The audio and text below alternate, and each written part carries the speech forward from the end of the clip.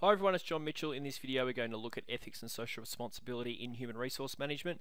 We're not going to go in depth into what ethics and social responsibility, what those terms are. We've done that plenty of times in other videos for different areas of the course, but what we're going to do is look at ethics and social responsibility issues that arise in human resource management, or issues that the human resource manager needs to deal with. So before we get started, it's also important to note that I've tried to separate ethics and social responsibility based on the 2014 exam, where there was a specific ethical question in human resource management on the exam. And it asked for two particular issues, or two ways that the human resource manager could implement or be ethical. So I've tried to separate, it's not easy, but I've tried to separate ethics and social responsibility. And what I've included here, so these issues in blue, which I'll get to in a second, is they are issues that the majority of those are listed in the 2014 examiner's report. So these are things that were accepted for the 2014 exam according to that examiner's report. So let's have a look at some of them. So these are, again, issues for human resource management. And so here we'll start off with ethics. And first of all, honesty in recruitment. So that's just being open and honest with the applicants about what the job is.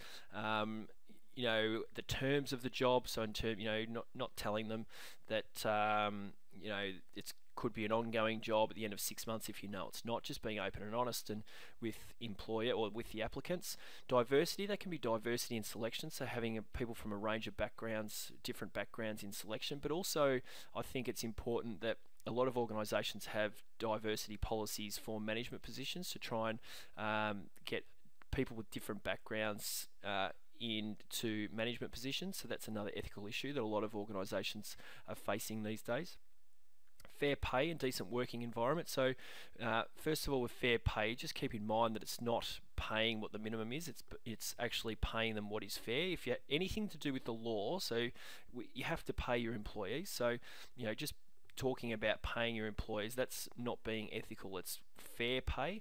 So looking what the industry standard is, looking at the value that the actual employees provide the organisation, and then paying them fairly based on that information.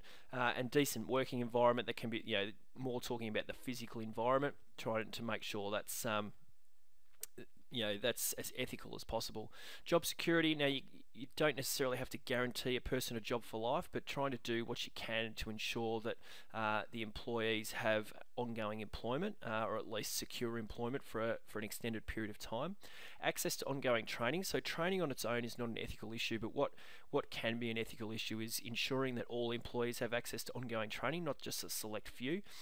Fairness in performance reviews, so performance reviews, we get into a lot of these terms in further videos, but performance reviews is where you're reviewing an employee's performance, and so trying to be fair in that, not based on whether you really like the employee or you don't like the employee, actually giving them a fair review on their actual performance, not on any kind of personality traits that they have in terms of whether you really like the employer, whether you've got a personality clash with the employee, trying to make sure that performance review is fair.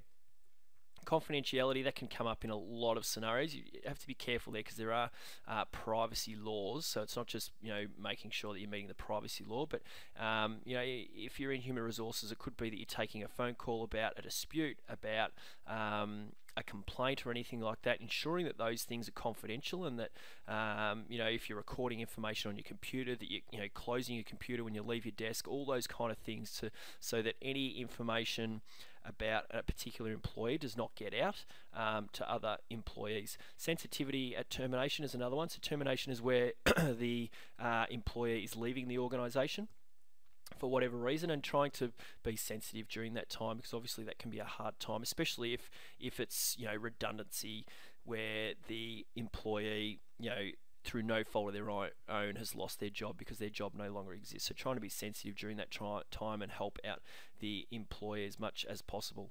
So there's some of the ethical issues. If you've got others, that's absolutely fine, but they're the main ones that were listed in the examiner's report, 2014 examiner's report.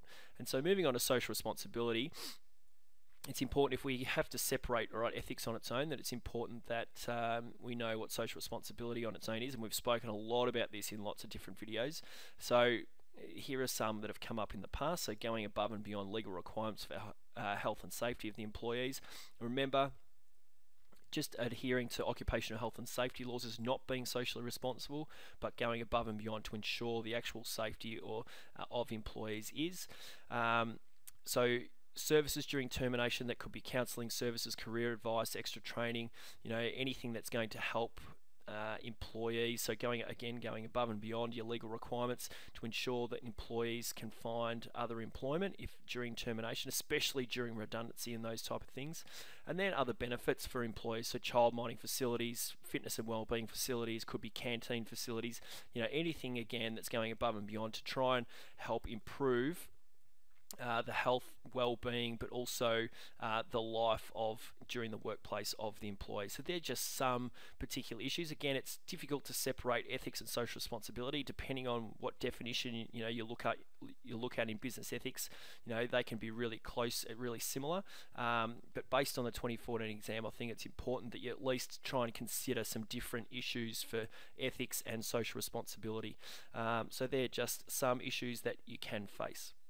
So for questions, activities, or more on this video, then come on over to teachingbubble.com.